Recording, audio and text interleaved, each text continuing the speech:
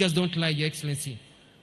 Currently, the public service has employed 1.895 million people. You've created 1.895 million jobs. The public sector, for example, we've employed over 128,000 teachers. The county governments have employed close to 60,000 people. The housing sector has employed 640,442 people. Kazi Maju has created 583,868 jobs as per yesterday. The digital jobs have created 316,806 jobs. You saw the CAVs passing here, 107,831. We have more in the Nyota program, etc., etc. In the public sector, the SME sector has generated 2.1 million jobs. The hotel sector and restaurant sector, 1.5 million jobs. Manufacturing has created 443,000 jobs. Transport and communication, 75,000 jobs. Construction, 50,000 jobs, and more. I'm not even mentioning the BPOs. If you add the figures that I've mentioned, Your Excellency, we are talking about over 6.2 million jobs created by your government. Kweli mbele iko sawa. Congratulations, Your Excellency. And I bet when the Bureau of Statistics, Your Excellency, compiles all the figures, looking at the effect of the Nyota program, the Hustler Fund and others, you will find that clearly we'll be talking about double digits in our country. Your Excellency, we thank you also. We have the recognition of prior learning, whereby people are given an opportunity to turn their skills into certificates to be able to get jobs. And soon we'll be giving 5,000 certificates.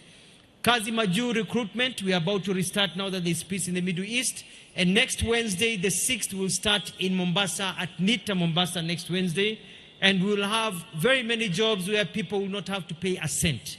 There'll be other jobs, there'll be about a bit of little money here and there, 60,000, 70,000 for a ticket, 80,000. But I'm looking for majority of jobs where you just walk in with a passport. If you're hired, you're able to be taken overseas without paying a shilling. Your Excellency, we have really improved in terms of progress in the strikes. This last year, we've had less strikes than have been for a long time. And this is because of this process we started of saying, let us talk first before you go to the streets. And so my PS has been working very hard, Mwadime, together with Helen Apio, the Labor Commissioner, and they have been giving me names and numbers to call all these leaders to tell them, let's sit down, don't go on strike. I want to thank Atwoli, Mheshimiwa Francis Atwoli.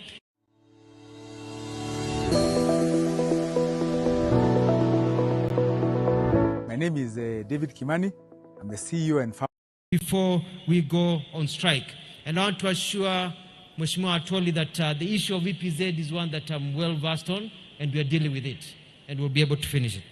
Your Excellency, mbele iko sawa kabisa.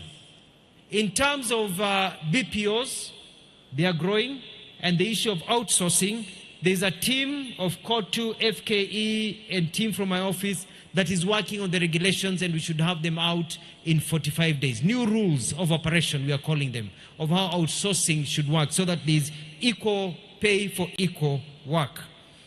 I'm proud to announce, Your Excellency, that with the reforms undertaken in NSSF, now from the day you retire, if you put your papers in and you've retired today, within 7 days you'll get your first payment.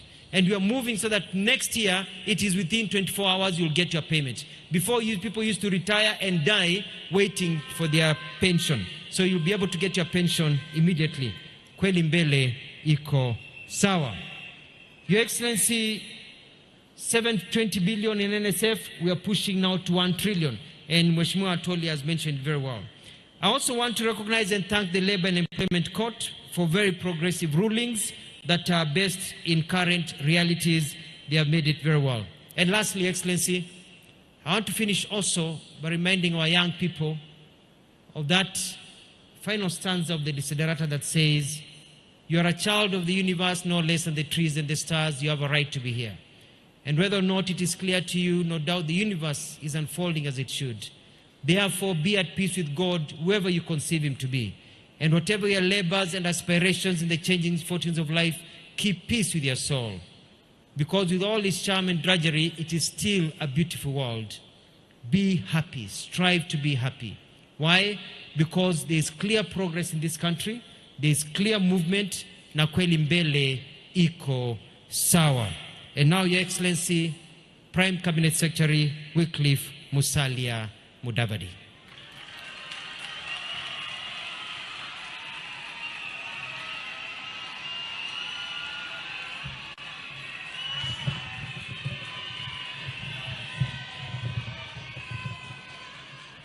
Wakenya hoye! Wakenya hoye! Wafanyikazi hoye! Mheshimiwa Rais William Ruto hoye! Katibu Mkuu Secretary General Atwoli hoye! Wakenya wote ambao wako hapa hoye! Asanteni sana. Mheshimiwa Rais wa Jamhuri ya Kenya, kabla sijasema lolote, nimekuomba hapo kwa sababu tuko na viongozi wengi sana na hatukutaka ionekane tu ni kama namba ambayo iko hapa. Kwa hivyo kupitia kwa ruhusa yako nataka nitambue kwanza ndugu yangu Wycliffe Oparanya aje mbele asalamie kwa dakika moja.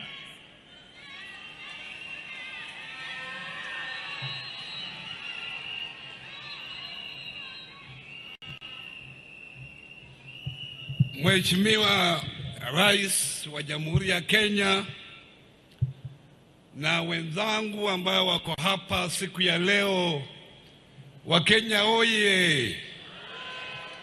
Waluya oye! Wafanyakazi oye! Kwanza nikiwa mmojawapo wa viongozi wa hapa, nataka nikukaribishe hapa magharibi mwa Kenya. Na wewe wakati umefika hapa, wewe mwenyewe umejionea. Unakumbuka siku moja uniambia ya kwamba ukiangalia unaona wale watu wengine wana impress wewe sana, lakini watu wetu wako polepole. Lakini wewe mwenyewe umeona siku ya leo vile watu wa region hii wana impress wewe na uongozi wako.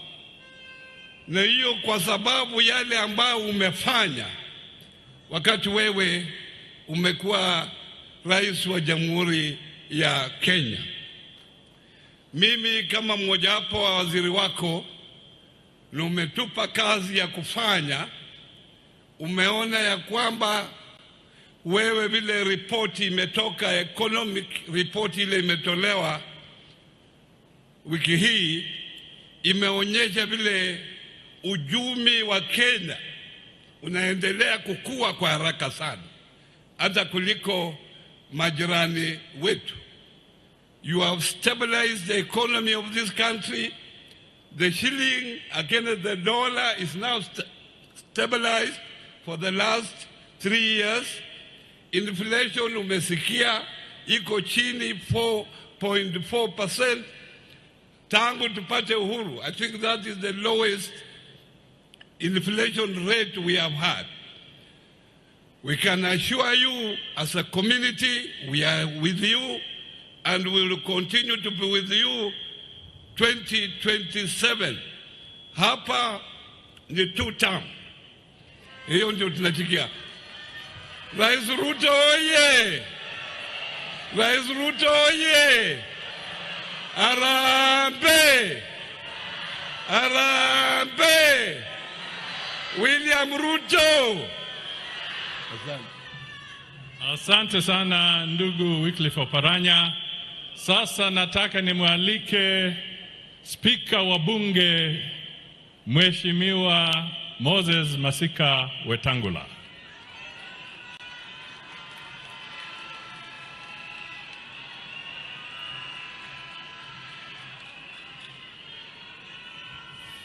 Mheshimiwa Rais wa Jamhuri ya Kenya Katibu mkuu wa wafanyakazi wa Kenya,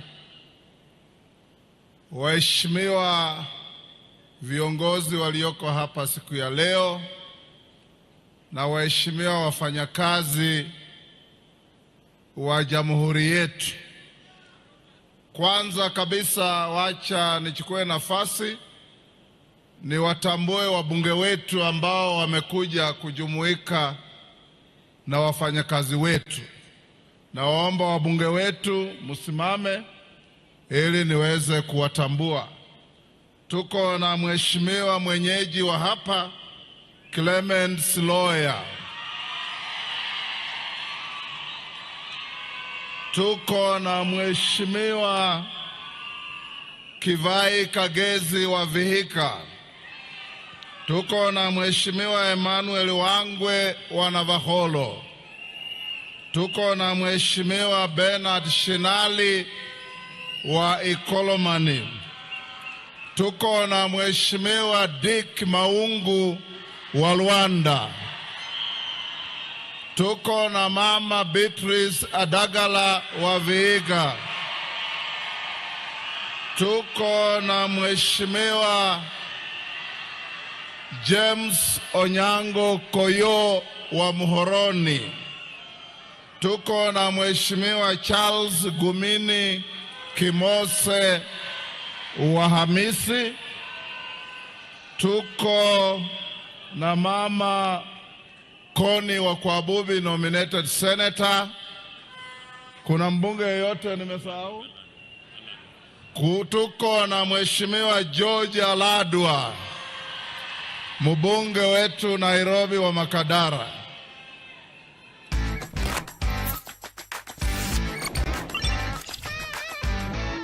Siku ya wafanyakazi, siku ambayo inaheshimika duniani na kusherekewa kila mahali, an international day for the workers of the world.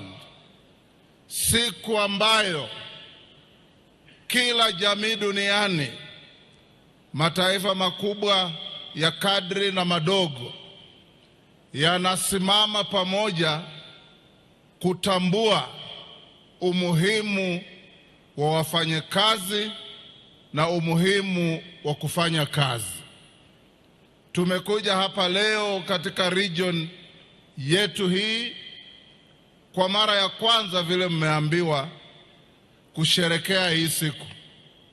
Tunashukuru sana serikali yako kwa kuleta mashinani hizi sherehe ili wananchi waweze kufeel the warmth and the importance of government and its structures.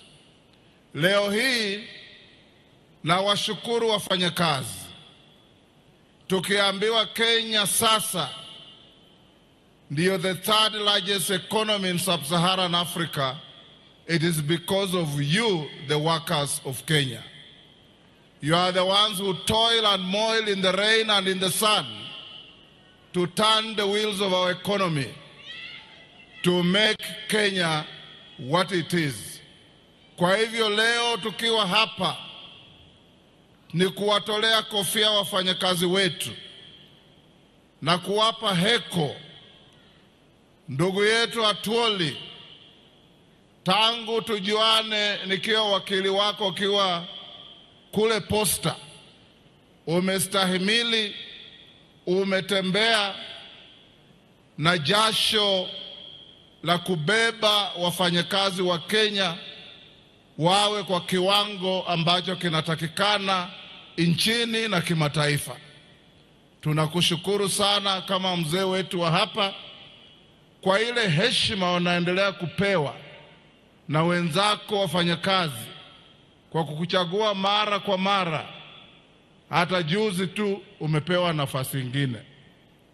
A good labor force is so critical to any country that all of us must recognize, must respect, must appreciate, and above all, must embrace you as the people who make things work in this country. Hongera sana, Mungu awabariki, na tusherekee siku ya wafanyakazi tukijua nyinyi ndio mnafanya nchi yetu inakuwa nchi ya kuheshimika. Murio mno.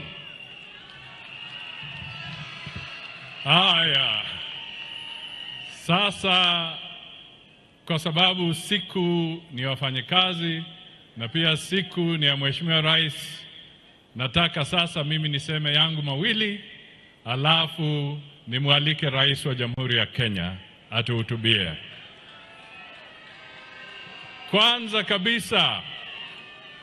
Kwanza kabisa nataka nichukue fursa hii kushukuru ndugu Atwoli na timu yake ya KOTU na wafanyikazi wote wa kitaifa ambao wamejenga uchumi wa taifa letu.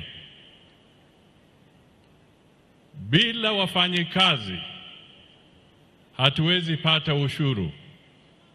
Bila wafanyikazi taifa haliwezi kujengwa. Bila wafanyikazi hatuwezi kuwa na amani katika taifa letu.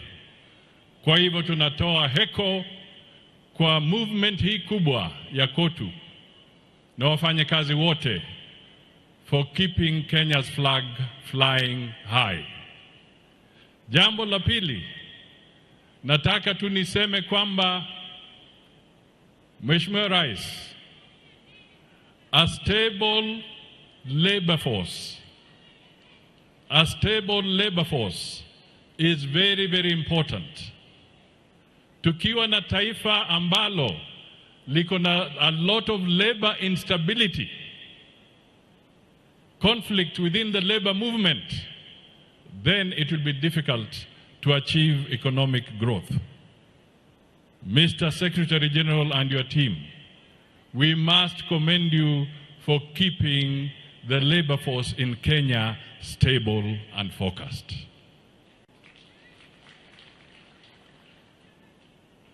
Jambo langu la tatu, Mheshimiwa Rais, ni kusema tu kwa sababu pia wewe umesukuma sana agenda ya Wakenya kuajiriwa katika mataifa mbalimbali.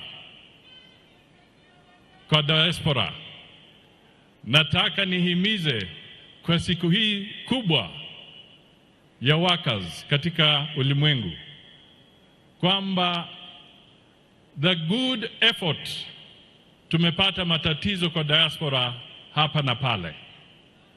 Ningependa kuchukua fursa hii kuomba vijana, wakati mnataka kwenda nje kutafuta kazi katika mataifa tofauti, kupitia kwa Wizara ya Labor, National Employment Agency, na kupitia kwa Diaspora Department, na tena tuta collaborate na KOTU. We want you to go and work in a safe environment, in a peaceful environment, and earn with your security guaranteed. Tumepoteza vijana wetu katika mataifa tofauti, wengine wakisema wanadanganywa, wanaenda kule, alafu wanaingizwa kwa vita ambavyo hawajui, wanaingizwa kwa shida ambayo hawajui. Tafadhali use the government institutions so that we can help you to ensure that you go to a safe working environment ikiwa unaenda kufanya kazi katika diaspora, katika taifa nyingine. Tumepoteza vijana kule Russia, na pia tunapoteza wengine wakienda kule Myanmar, ile wanaita Golden Triangle, alafu wanaenda kule na wanakuwa na shida kubwa. Tunawaomba, tunawasihi, work with the government institutions. Finally, Your Excellency, Mheshimiwa Atwoli alizungumza hapa Kiluya. Mulisikia? Mwako hula? Muhuri mwako hula? Atwoli, mimi sitaongea Kiluya sasa, mimi nitaongea kwa Kiswahili. Mimi nataka niseme hivi. Niliwaonyesha na tukawaonyesha barabara kwa uchaguzi uliopita. Tukasema kwamba tuungane na Mheshimiwa William Ruto atapata tikiti ya Wakenya. Niliposema hivyo, watu walifikiri ni mchezo. Yeye ndio rais wa Jamhuri ya Kenya. Na mimi nataka nirudie kwa ndugu na dada ambao mnanisikiza katika eneo hii. Barabara ni hiyo hiyo. 2027 ni William Samoei Ruto.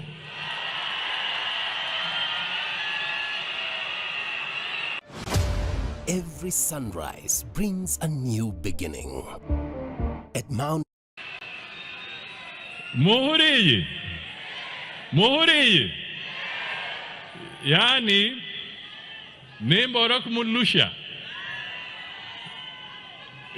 Yesu yare nabakonyi bebe 12. Mulla Vamuranga Timothy. Yani karine bambola mangana abora ndi nyangumiri mumbara. Mumbula. Kohenze. Kubiri kuba Timoteo iburusha dawe. Nukuchereba. Bandi banyagurazi mbiru. Baza kuingira mbuya ngubura. Na kuratanga kurila mmochi. So I am urging you, let us not have any doubt whatsoever. For me, I am sure it is 2-term. I want us to be sure it is 2-term. Is it 2-term? Is it 2-term? So, kile sasa nataka tuzungumuzie is not the aspect of 2-term. It is now the margin of that 2-term. What is going to be the margin of the 2-term? Hatutaki 2-term ambaye mtu ataenda kwa petition. Tunataka 2-term ambaye itapitia kwa debe, voted by the people with a resounding majority, ili tuende mbele kama Kenya. And I know we can do it. Na watu wa eneo hii, I urge you, when I look at the figures ya wale ambao wamejiandikisha kwa hii voter registration, as you speak 2-term, the truth is tulienda slow kwa mambo ya voter registration. Wakati IBC takuja kwa round ambayo inakuja, we must now increase our numbers so that we speak even louder and more effectively. Mumburiyi.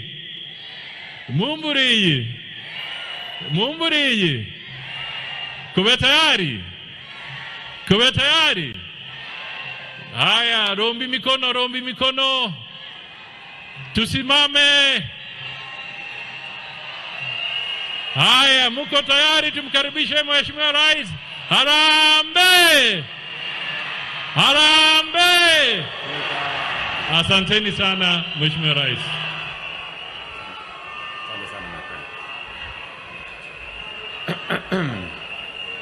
Haya. Tafadhali tunaweza keti chini. Ndugu wananchi wa Kenya wenzangu, watu wa Vihiga, mjambo. Vihiga mulembe.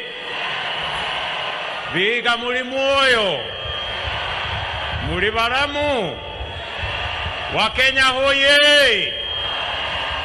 Labor Day hoye. Fellow workers, distinguished guests, ladies and gentlemen, we gather here today at the Jaffa Galley Boys High School Vihiga County, with a deep sense of gratitude and to honor the men and women who keep the engine of our economy in motion, the people without whose sacrifice, sweat, and toil our nation would grind to a halt. We are here to celebrate the hands that mold our economy, the ingenious minds that keep innovating, and the resilient spirit that dares to imagine a transformed and better Kenya every day.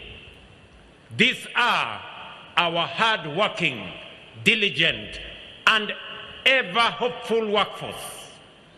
We are here to pay tribute to their resilience, to their discipline, their resourcefulness, and their indomitable belief in Kenya's transformation. To every worker across Kenya, I say today with profound appreciation that your effort is the foundation of our progress. Your well-being is the true measure of the state of our nation, and your dignity is a reflection of who we are and who we aspire to be as a people. Fellow workers and citizens, today is equally a historic moment. For the first time in the 60 years of celebrating Labor Day in independent Kenya, this national celebration are being held outside the capital city of Nairobi for the first time. And not just outside the city of Nairobi, it is being held in this great county of Vihiga County. This is a significant and transformative step, a reflection of our commitment to reach, recognize, and directly involve workers across the country, including those in our rural economies whose contribution is no less vital to our nation's progress. As we do this in Nairobi, yes, we can do it in Vihiga. To the great people of Vihiga County, I extend my deepest gratitude for the warmth of your welcome and the generosity of your hospitality. Ladies and gentlemen, from a historical perspective, Labor Day did not begin as a celebration the way we have it here today, but as a struggle for the dignity of workers, for fair working conditions, and for just remuneration. That struggle, born in the 19th century at the height of the Industrial Revolution, remains as relevant today as it was then. Yet in our time, we are faced with an equally pressing challenge: the urgent task of creating meaningful employment opportunities for our people, especially our young people. Each year, no fewer than 800,000 Kenyans enter the labor market, while the formal sector is only able to absorb just about 150,000. From the very outset, this administration has pursued a deliberate and decisive three-pronged strategy to expand opportunities for all: kazi kwa ground, kazi mitandaoni, and kazi majuu. In all that we do, in every policy we advance, and in every program we implement, one objective remains constant: to unlock opportunity, to empower our people, and to ensure that every Kenyan has a fair chance to work, earn, and fulfill their potential. Through targeted support for micro, small, and medium enterprises, the affordable housing program, the expansion of the digital economy, strategic investments in agriculture and value addition. Did you know that malaria is a top 10 cause of death in Kenya, with over 10,000 Kenyans dying? Employment and sustained infrastructure development, we are systematically laying the foundation for job creation and inclusive growth. Ladies and gentlemen, inclusive growth and opportunity are anchored in the strength of our economy. The true measure of resilience is not found in a single statistic, but in the soundness of its fundamentals and the confidence it inspires. By every meaningful indicator, Kenya's economy is steady, robust, and resilient. Our GDP growth has held firm above 4.6%, even in the face of global uncertainty and internal disruption. Inflation has been between 2.8% and 5.6% in this April, remains within the acceptable levels, particularly in the context of prevailing global pressures, while our foreign exchange reserves, standing at US dollars 13.3 billion, provide close to 6 months of import cover, safeguarding our macroeconomic stability. The Kenya shilling has stabilized at Kenya shillings 129 to the dollar for over 2.5 years, reflecting renewed market confidence in our country. At the same time, key indicators from agriculture and construction to financial services continue to drive broad-based expansion, ensuring that growth is not only sustained but shared. Sustained inflows from diaspora remittances, alongside continued investor confidence, further affirm that Kenya remains a trusted, competitive, and forward-looking destination. But most importantly, this resilience is being felt where it matters most, in the lives of our people. Across the country, jobs are being created in their thousands, a clear testament to the capacity of our economy to absorb labor and expand opportunity. It is for this reason that I commend the Central Organization of Trade Union for the choice of this year's Labor Day theme, and I quote, "We support the Northern Link, accelerating trade through the Rironi-Malaba highway transformation," end of quote. The theme reflects a clear alignment with the government's strategic focus on infrastructure as a key driver of economic transformation, regional integration, and job creation. The Rironi-Mau Summit Road is not merely transforming infrastructure. It is reshaping livelihoods. As a vital corridor, it strengthens regional connectivity, streamlines the movements of goods and people, and unlocks new economic opportunities across our nation. Western Kenya is a major beneficiary of this road expansion. The traffic nightmare that has long confronted those traveling to this region during peak periods will soon be a thing of the past, replaced by smoother, faster, and more reliable connectivity. This will happen as soon as next year.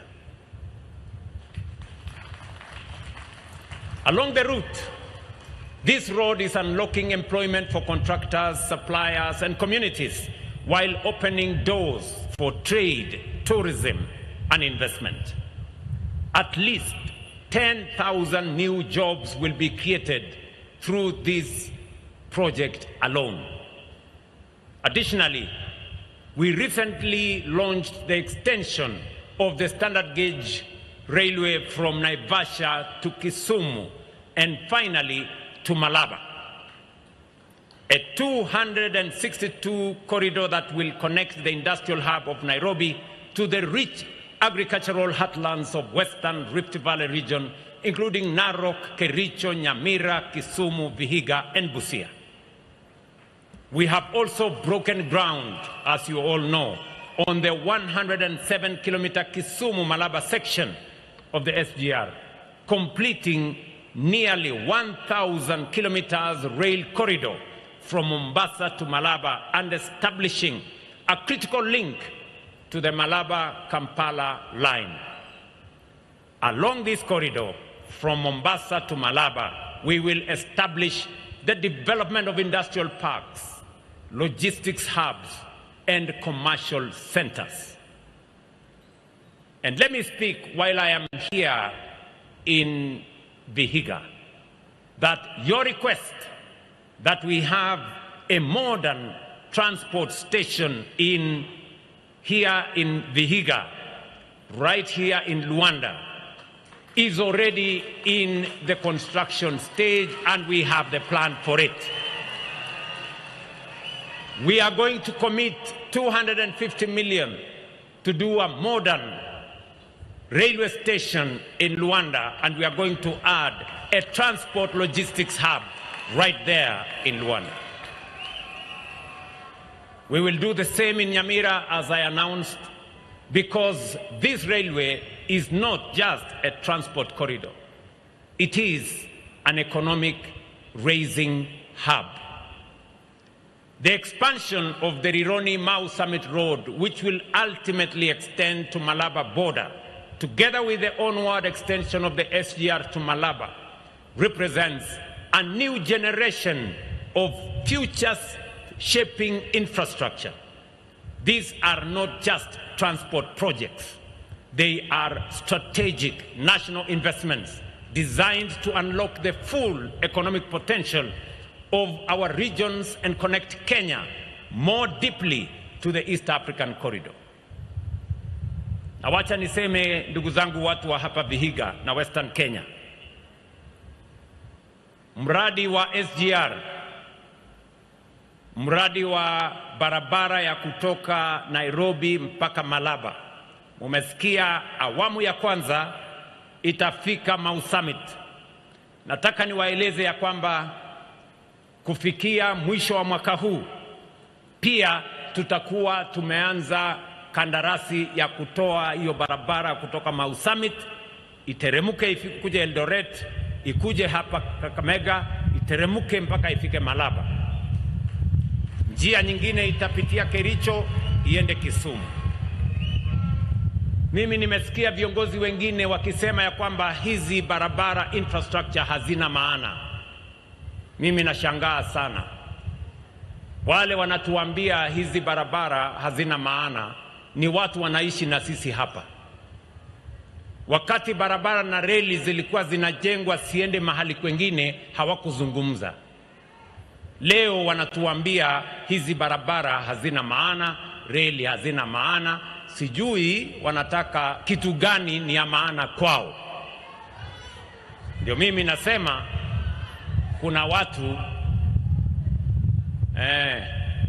wako na upungufu ya akili. Let me tell you, good people, this infrastructure we are building, their greatest impact will be felt in the lives of ordinary Kenyans. These projects will generate jobs, stimulate enterprise, and attract in. Work today is broken. We're all working in too many disconnected apps, and it's killing team productivity. To trade and services. They will create new centers of growth, expand incomes, and lay the foundation for shared prosperity. Fellow citizens, another key pillar of our transformation and transformative infrastructure agenda is housing. Through the affordable housing program, we are not simply building homes. We are reshaping the face of urban development across our nation and turning the dream of home ownership into a living reality for thousands of Kenyan workers. Today, more than 273,000 affordable housing units are under construction across the country, and over 9,000 have already been completed, and we are handing over to deserving families. I was right here in Vihiga a month ago to hand over the first 200 units of completed housing units right here in Vihiga. Let me repeat, here in Vihiga County, for example, 6 affordable housing projects are underway, some of them being procured. We are going to deliver 3,720 housing units, an investment of 7.5 billion shillings as phase 1. At the same time, student accommodation projects, both ongoing and in the pipeline, will provide 4,540 bed spaces, backed by a further investment of 1.9 billion shillings right here in Vihiga. Meanwhile, as was said by our good governor, 10 markets are under construction. With another 6 more markets, Governor, we have another 6 more markets that we are procuring, so that we will end up with 16 markets right here in Vihiga County. This will deliver 3,470 market stalls currently under construction, an additional 600 in the pipeline, supported by an investment of 1.5 billion for ongoing works and 475 million shillings for planned and procured works. Taken together, the government's cumulative investment in Vihiga in housing and market infrastructure alone now exceeds 15 billion Kenya shillings. This scale of investment and opportunity is unfolding in each of our 47 counties. Never in the history of our nation has every corner of Kenya witnessed such breadth and depth of development. Critically, this progress is being driven not by unsustainable borrowing, but by the resources generated through the hard work, enterprise, and sacrifice of patriotic Kenyan workers. That is why, ladies and gentlemen, I salute you, all the Kenyan workers. It is your effort, your productivity, and your belief in this country that is financing and delivering this transformation. And on this Labor Day, I say thank you to every Kenyan worker for not only believing in our country, but for actively building it, sustaining it, and shaping its future. But beyond the walls we raise and the roofs we build lies an even greater story, the story of work, the story of dignity, and the story of opportunity. The affordable housing program has already created more than 640,000 jobs, and we are firmly on course to reach our target of 1 million jobs under this transformative national project. Our young people are at the heart of this progress, with nearly half of all the workers on these sides under the age of 35. Women hold up to 30% of these jobs, while persons living with disability account for 5% of the workforce, which is well above industry norms and a clear testament of our commitment to inclusion.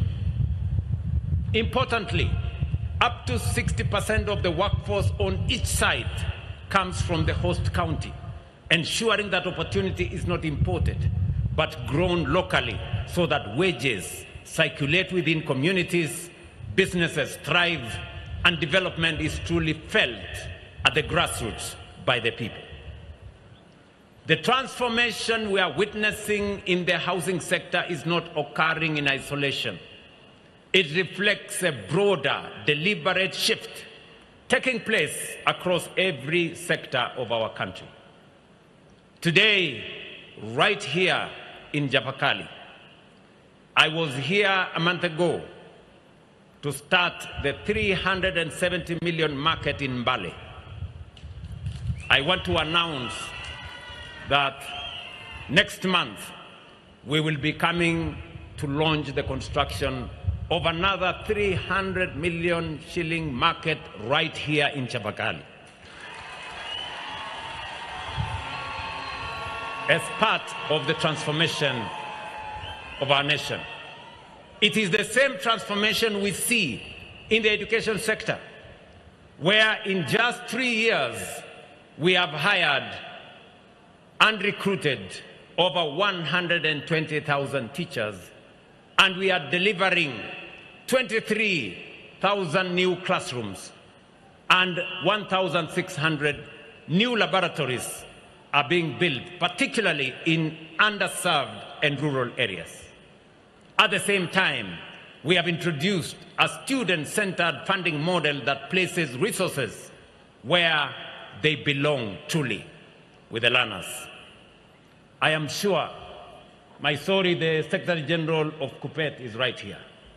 I am sure Mr. Oyu from Kenya National Union of Teachers is right here. And they can confirm that the huge shortage of teachers that was there in 2022, we have done something about it. The gap that existed in teacher numbers, we have hired 120,000 teachers, the single largest recruitment of teachers in Kenya in 3 years by any administration. That is a fact. It is the same recalibration that is underway in agriculture, where we have established a verified digital register of our 7.2 million farmers. By doing so, we have eliminated middlemen and dismantled cartels, ensuring that farmers directly benefit from government support and intervention, including access to subsidized fertilizer, boosting productivity, strengthening food security, and restoring fairness to the farming communities. It is the same spirit of transformation driving the MSME sector. Through targeted initiatives such as Nyota, we have brought over 121,000 young entrepreneurs into the structured business pipeline, equipping them not just to seek employment, but to create it. And some 800,000 Kenyans who were previously locked out of the mainstream financial system have now rebuilt their credit profiles and can access higher microloans of up to 150,000 Kenya shillings through the bridge facility. Treat your underarms as well as the rest of your skin. New Nivea Derma Control Natural Tone. And financial inclusion. I say this without fear of any contradiction. 3 years ago, Mumias was in trouble. Sony was closed.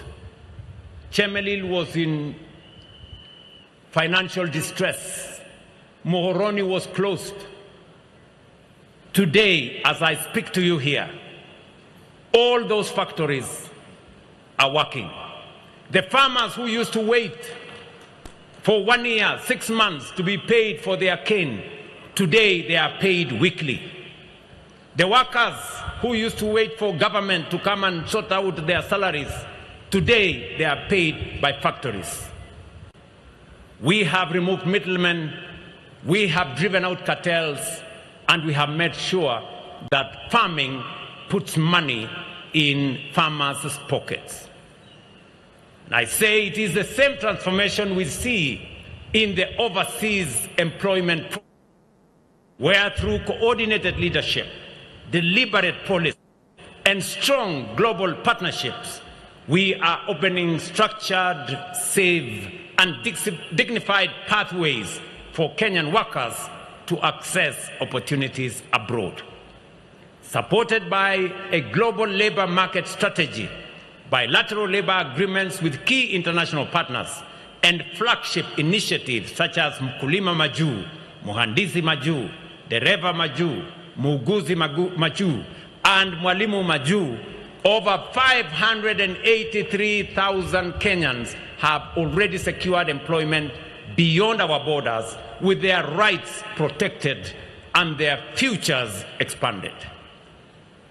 It is the same expansion we are witnessing in the health sector, where through bold and decisive action, we have expanded health insurance coverage from as few as 8 million Kenyans just 3 years ago on the NHIF platform to nearly 30.8 million today under the Social Health Authority, bringing close to 65% of our population into the safety of care, compared just 16% under the defunct National Hospital Insurance Fund.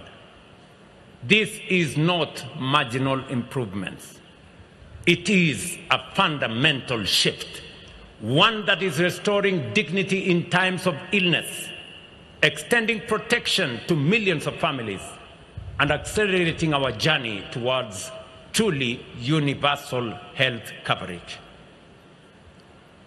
That is why I have absolute confidence in the state of our nation and its trajectory. Let me commend the Kenyan National Union of Teachers. Let me commend KUPPET and all the other stakeholders for sitting down with the Ministry of Health and ironing out the differences that were there. I want to assure you, as I did assure teachers when they came to see me, and I do so with all other public servants, that different from the scheme that you had initially, where teachers were only entitled to 900 hospitals under SHA, we are making teachers to seek, we are giving opportunity for teachers to seek treatment, not in 900 hospitals, but in 9,000 hospitals across Kenya. We are expanding their cover, and we want to make sure that you can have access to level 6 hospitals across Kenya, not just one level 6. Do not be distracted by the noise. Do not be swayed by screaming headlines or by the chorus of alarm from those who trade in the currency of fear. They can see what is happening because they live here, as we all do, but they cannot bring themselves to acknowledge the change, the progress, and the transformation, because to do so would strip meaning from the only narrative they perpetuate. Kenya is transforming. Kenya is changing right before our eyes. The noise may command attention, but it cannot, and it will never change reality. Because the true story of a nation is not told in sponsored headlines. It is written in the daily actions of citizens, like the 30.8 million Kenyans who have registered with SHA, and the thousands who continue to do so daily. Ladies and gentlemen, let me thank the Secretary General of KOTU, our elder, Brother Francis Atwoli, for his unwavering advocacy for the Kenyan worker and his consistent support for government programs such as affordable housing. The government values this partnership, and I want to take this opportunity to address some of the concerns raised on behalf of organized labor. On the first matter of deposit for affordable housing units that was raised with me, I am pleased to confirm that the commitment I made to KOTU last year has been delivered. The deposit required of application for allocation of an affordable housing unit has now come down from 10% to 5%. This applies to every salaried Kenyan, and the reduction has already been codified in our allocation framework. This deposit has been codified also in the affordable housing regulations, which were passed in 2025 and have since been applied. Second, on the engagement of workers in the allocation of housing units, every salaried worker by law is eligible and qualified for an affordable housing unit. We only have one rule: one ID, one home. There should never be a situation where one worker gets more than one house when other workers have never gotten a single house. This means you can only benefit once from this program. The pathway to ownership is straightforward.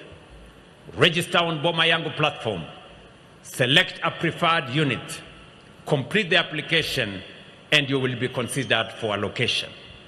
Many of the Kenyans who have been allocated homes are themselves trade union members, civil servants, teachers, nurses, and disciplined officers. The system does not ask whether an applicant carries a union card before allocating a home. It only asks whether you are a Kenyan worker who has stepped forward to claim what is rightfully yours. I therefore invite KOTU and every affiliate union to actively mobilize their members to register on Boma Yangu and apply.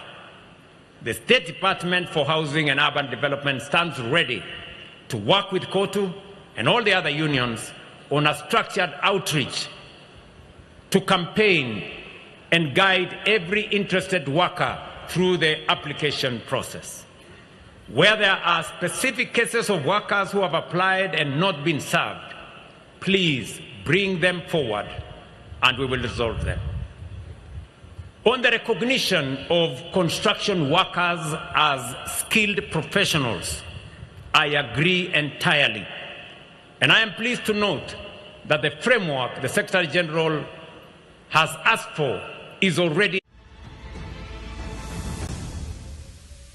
Does this conflict structurally change?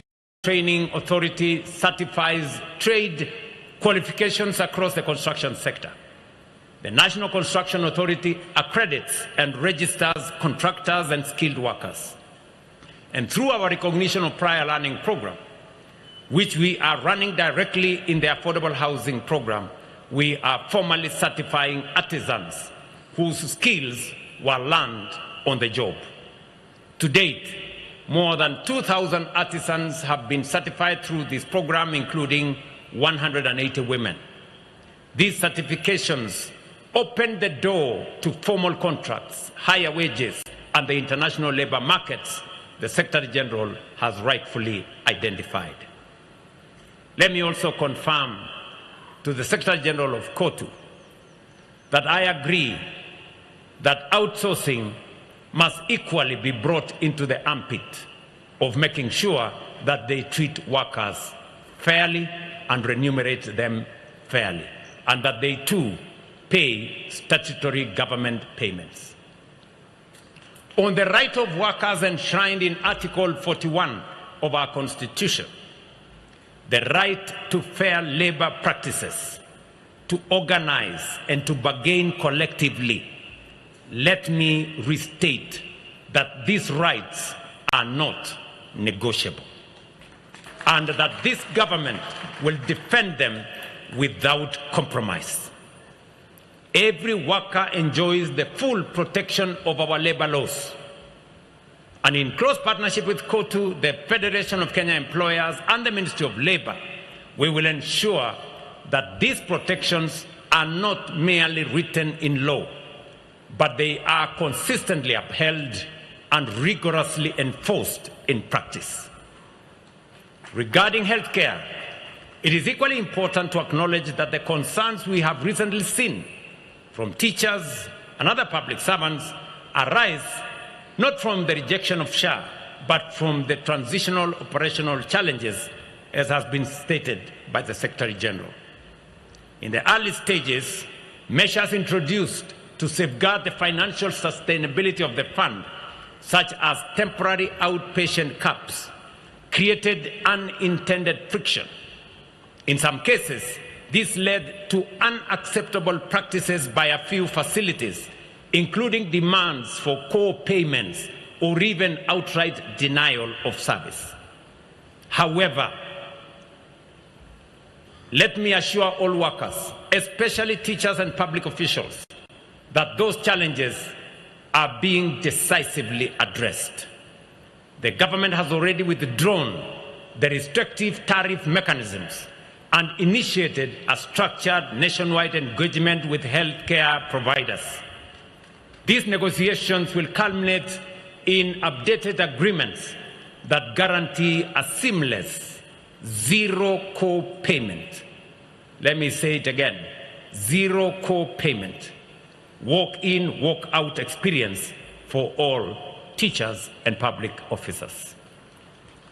I am equally pleased to inform our workers that following my directive to ratify the International Labour Organization Convention number 189 on decent work for domestic workers and ILO Convention number 190 on the elimination of violence and harassment in the world of work, the National Labour Board has completed the ratification process. The Ministry of Labour is now in the final stages of preparing the necessary instruments for submission to Cabinet in accordance with the Treaty Making and Ratification Act and other applicable frameworks. My assurance to you, Secretary General and the Labour fraternity in Kenya, is that as we go on the fast to Wajir to celebrate our Madaraka Day, we will have made sure that these instruments are in Parliament for final ratification. Finally, in recognition of the sacrifice, resilience, and immense contribution of our workers to the growth and stability of our economy, and with the request that has been made by Brother Atuoli and the Labour fraternity, I am going to make some announcements on the increase. But before I make those announcements, wacha nichukue nafasi hii kwa ndugu wananchi wa hapa Vihiga, niseme asanteni sana kwa kutukaribisha Vihiga. Asanteni sana kwa kutukaribisha Western Kenya. Mimi nilikuwa hapa mwezi moja iliyopita. Tuko na miradi tofauti ambayo yanaendelea hapa Vihiga. Tuko na miradi tofauti yanayoendelea hapa katika Western Kenya. Barabara zenu zinaendelea hapa, na mimi nataka niwahakikishie hapa Vihiga nilikuja kupatiana nyumba za affordable housing hapa Majengo. Mimi nitarudi hapa kuanzisha nyumba zingine 1000 hapa Vihiga, hapa Majengo. Nitarudi hapa kwenda Luanda, pale pia tunajenga nyumba 1000 pale Luanda. Hapa Sabatia pia tuko na nyumba 1000 ya watu wa Sabatia ambayo itakuja kujenga. Na vile vile Hamisi, watu wa Hamisi hoye, pia Hamisi tumepanga mambo ya Hamisi na mbunge wenu Bwana Kimose, na tutakwenda pale kuhakikisha ya kwamba hakuna sehemu ya kaunti hii itakayoachwa nyuma. Mimi pia nataka niwahakikishie ya kwamba stadium yenu hapa Kidundu ilichelewa kidogo kwa sababu tulikuwa na watu pale, ilipasa tuwalipe ndio waweze kutupatia ardhi zaidi.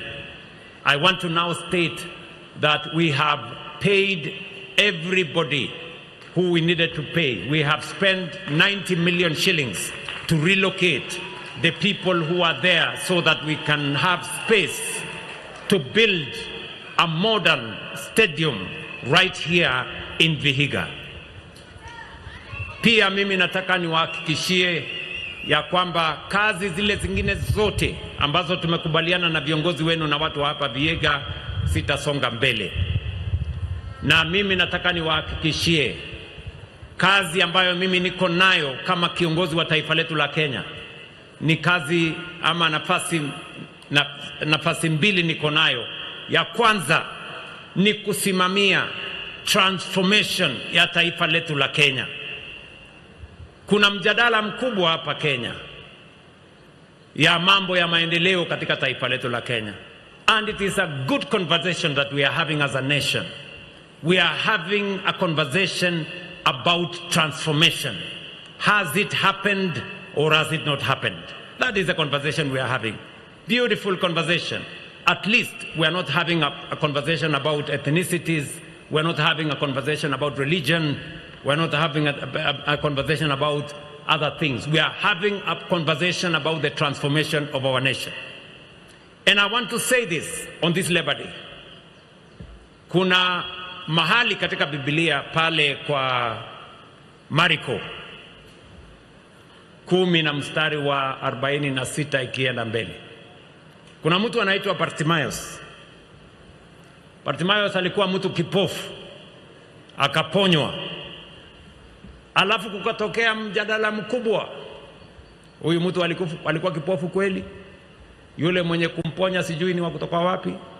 Sijui nini? Kukatokea mjadala mkubwa. Lakini yule Bartimaeus alisema, nyinyi mnaweza kuendelea na mjadala, lakini mimi Bartimaeus. UV rays are everywhere, damaging your skin. Protect it every day with Garnier's Super UV Invisible Serum. Na ndio mimi nataka niseme nikiwa hapa Vihiga. Tunaweza kuwa na ripoti nyingi. Tunaweza kuwa na headline nyingi. Tunaweza kuwa na mjadala mkubwa mitandaoni na sehemu zingine. Lakini bei ya mbolea ilikuwa 6,000, sasa ni 2,500. Tulikuwa na pengo kubwa ya walimu kuajiriwa, leo walimu 1,120 washaajiriwa. Hapa Vihiga kulikuwa na mjadala ya affordable housing, hatukuiona hata moja, lakini hapa Vihiga leo nimekuja nikapatiana funguo za affordable housing na zingine tunajenga. Hapa Vihiga hatukukuwa na soko iliyojengwa na serikali ya maana. Leo soko 10 zinajengwa Vihiga, zingine 6 siko katika mpango. Hapa Western Kenya kampuni zetu za sukari zilikuwa zimefungwa. Wakulima hawalikuwa wanalipwa baada ya mwaka moja. Wafanyikazi walikuwa hawalipwi, lakini leo kampuni zetu za sukari kutoka Nzoia kwenda Mumias, kwenda Chemelil, kwenda Muhoroni mpaka kule Soni, zote leo zinazagamiwa, zinalipa wakulima ndani ya wiki moja, zinalipa wafanyikazi wao. That is the reality. So we can have a conversation, we can have as many headlines as we want, but it will not change the reality. The reality is Kenya is changing. Tuko pamoja ama tuko pamoja bwana? Si ndio? Vile Bartimayo alisema nilikuwa kipofu lakini sasa ninaona, we can point to real stuff that has changed in Kenya. SGR ilikuwa imekwama kule Naivasha. Barabara ya Mau Summit ilikuwa imekwama for 15 years. Today it is being built usiku na mchana. Hata wengine kwa sababu ya kuwa vipofu zaidi wakasema ile barabara ya Rironi hata wheelbarrow hakuna pale, hakuna kitu inaendelea. Tutawaibisha na tutawashangaza, kwa sababu kufikia April next year tutakuwa tunatumia hiyo barabarani tukija huku Western Kenya. That is the transformation that is happening in our nation. And there is no amount of report, there is no amount of writing sponsored headlines that is going to change the reality. And I am determined, working with all the leaders in the Republic of Kenya, to change our nation. This nation had delayed for far too long. The transformation of our nation has taken too long. We shouldn't have been here. We should have been in a better place if we have had the courage to make the decisions that will transform our nation. I want to tell the people of Kenya, whatever it takes, whatever the price, I will make the decisions that will change Kenya, because Kenya deserves it. We will be a first world country in our lifetime. Tunaelewana ndugu zangu? Jambo la pili mimi niko nayo ya kutimiza ni kuunganisha taifa letu la Kenya. Tumefanya siasa ya migawanyiko kwa muda mrefu. Siasa na ukabila imetusumbua muda mrefu. Ubaguzi imekita mizizi katika taifa letu. Mimi nasema nikiwa Vihiga, it is our mission, it is our divine mission to make sure that we bring all the people of Kenya into one place. Yaani katika taifa letu la Kenya, siasa ya ukabila, siasa ya chuki, siasa ya migawanyiko, mirengo imetusumbua kama taifa. Waswahili wanatuambia umoja ni nguvu, kutengana ni udhaifu. Na ndio mimi nawaeleza ndugu zangu watu wa Vihiga, Western Kenya na Kenya mzima, ya kwamba nitafanya bidii mbele na nyuma, kulia na kushoto, juu na chini, na Mungu atatusaidia tuunganishe taifa letu la Kenya. Vile nilitengeneza serikali ya broad based kuunganisha wa Kenya, kulete pande zote za Kenya pamoja, mimi nawahakikishia siasa ya ubaguzi na chuki na migawanyiko haitaendelea tena katika taifa letu la Kenya. It is our defined mission, fellow leaders, that we work together ndio tuunde serikali 2027 ya kuunganisha Wakenya wote. Tuondoe ukabila, tuondoe chuki, tuondoe migawanyiko, tuondoe ubaguzi. Kenya tuiunganishe, tusonge mbele tukiwa pamoja. Vihiga hoye! Western Kenya hoye! Kenya hoye!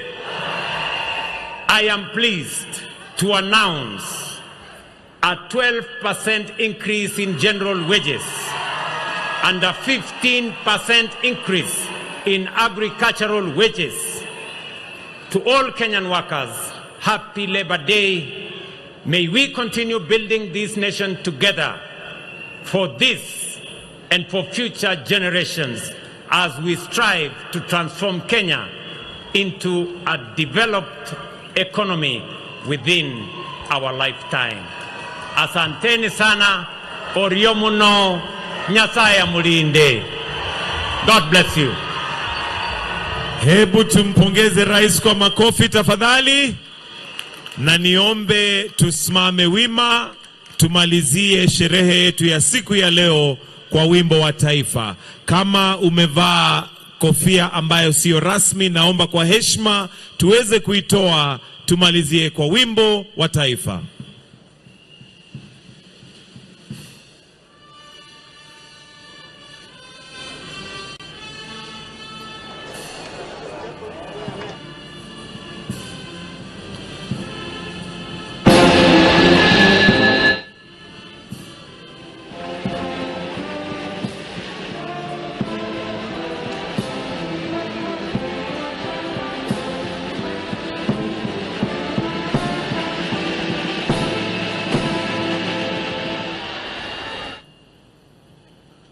Basi nitaomba tubaki mahali tulipo, tumpatie rais nafasi awe